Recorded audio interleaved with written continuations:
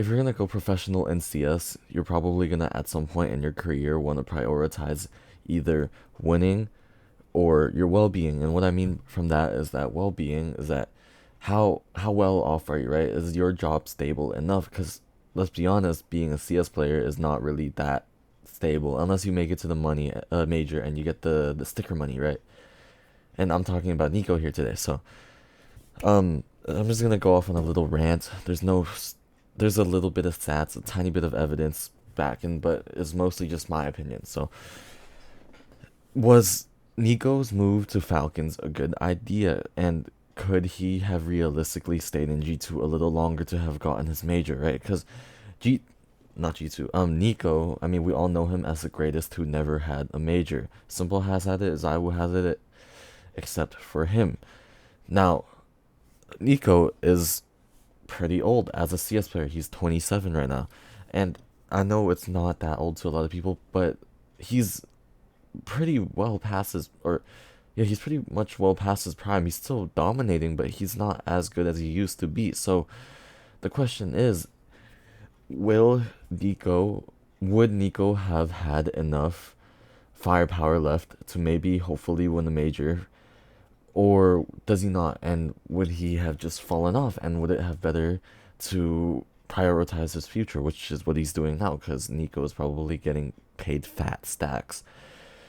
Now, I believe it is really possible. I mean, G2, they made it so far with a decently new roster as well. In the Shanghai Major, they had Malbs, they had Monacy. Like, okay, Monacy and Niko are a crazy duo, but if you add Malbs, that's a diabolical trio. That's a major winning trio there. They only didn't win because of Donk, probably.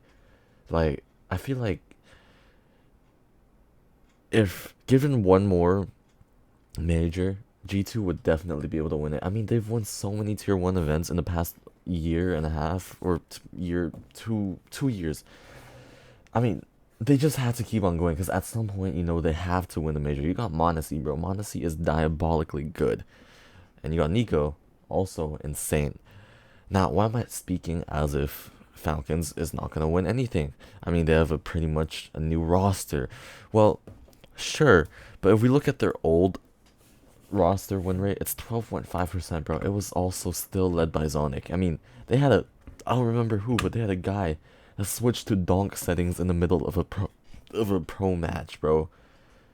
Like, bro, how goofy can you be to pay in this team, bro? This is where old CS players go to die. Like, they just come here to like lose their careers. Dupree, Magisk, they lost their careers so fast right after the Paris major. They came here and instantly out. Now, I'm not saying that this roster has no promise. They definitely do, right? I mean, they're HLTV top 10 probably only because of Niko, but I mean, the heroic trio are really, really good. Magisk is also really good. He is one of the most decorated players ever with like 5 majors. Zonic as well with 6, I'm pretty sure. So it's definitely not impossible for them to make it big, but I don't know, man. Do you look at this and say, hey, that's pretty good? No, you look at this and say, yeah, I'm not sure about this. But I mean, the first official tournament tier 1 is in a couple of weeks, so I mean, we'll know then. But until then, I have pretty low hopes, and I'm hoping that Niko, after like 5 months of doing really bad, he goes back to G2 and they finally win their major in Dallas. But who knows? But yeah, until then, we'll see.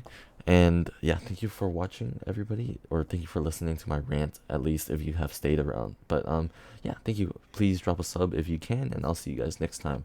Bye.